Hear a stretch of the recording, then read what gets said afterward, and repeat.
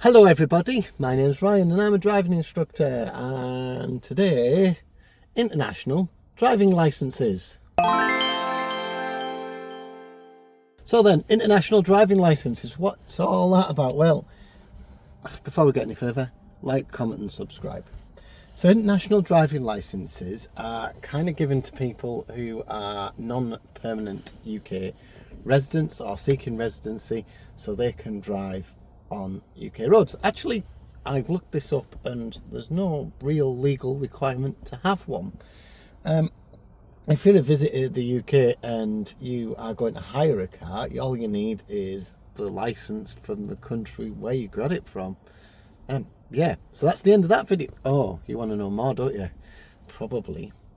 There's a load of information on the government website basically, and what it says is that if I've got my UK driving licence, which I do, there's my UK driving licence, that I can go anywhere in the world and drive a car. In some jurisdictions I can only drive it for a certain length of period, and there's a big long list online.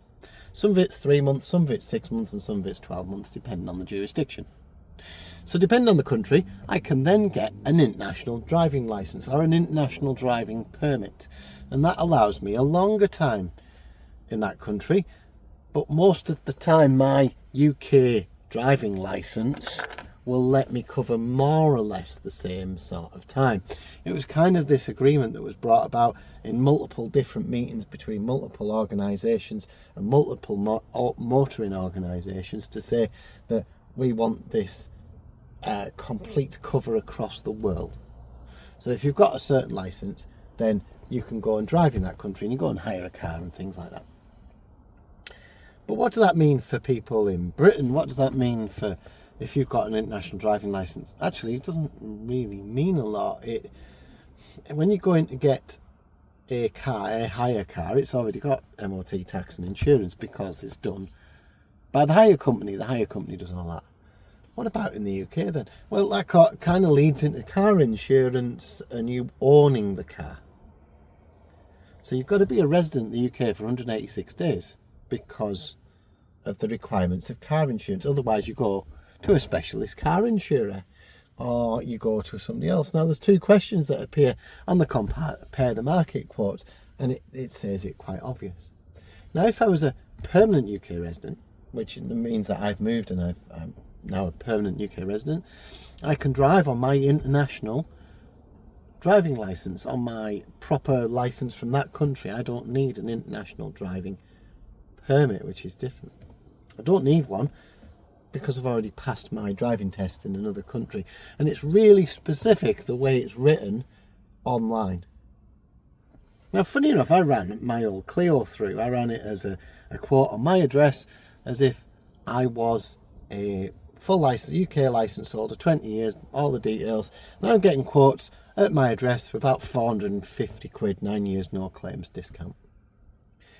If I put it in as I've just arrived in the UK and became a permanent resident in January 2025, which is when this has been recorded, and that I've got a international driving licence that is valid and I've got no claims discount, let's say I didn't insure, then actually I'm still only getting a quote of about 1,000. I'm only getting about double, which is kind of the percentage discount on no claims discount.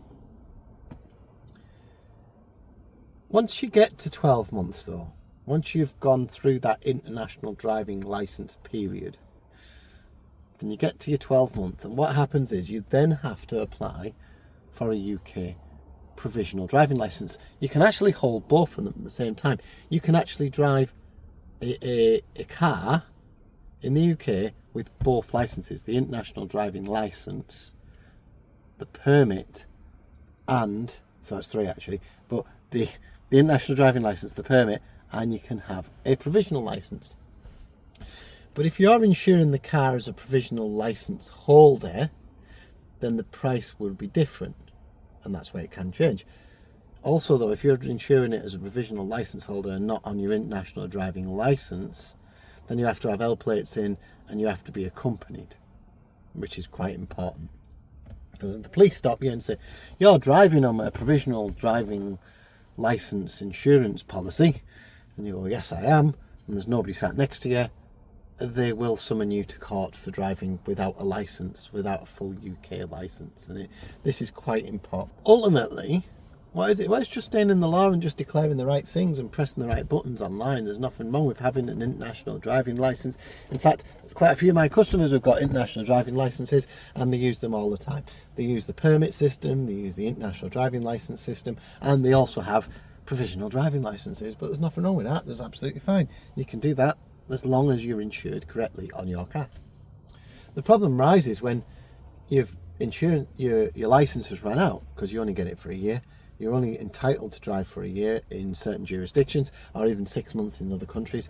So once you get to the end of that year, if you've run out, if you're on the end of that year, then you can't technically drive your car without being accompanied, because then you're on your provisional driving licence, which you should have applied for, which you can't hold until you've done 886 days of residency. So yeah, it can get quite complicated, the whole international driving permit. What's it about? What's the license about? And it can get really complex. The best thing to do is just be honest. Be honest with your insurance company. Tell them what you need. Tell them what the details are. If you then need a full UK driving licence because you intend to stay for longer, or you become a resident, which you are, then go and pass your driving test. Go and do the driving test. Go and get that theory test, and go and get professional help to pass a driving test, because the rules are different and the rules need to be understood. Even if you drive from potentially something like Australia, which drive on the same side of the car, drive on the right hand side of the car, the rules are slightly different, and it's understanding those rules and understanding our system. And once you understand it, yeah, you'll fly through driving tests, but it's getting that professional help to understand, right, what's going wrong? Why am I doing certain things? Why is it different? Who gives way to who? Anyway, I think I've rattled on enough. There's a couple of good things coming up soon. This video is a little bit later today because I didn't have a chance to film this week. So yeah, if you like what you see, like, comment, subscribe.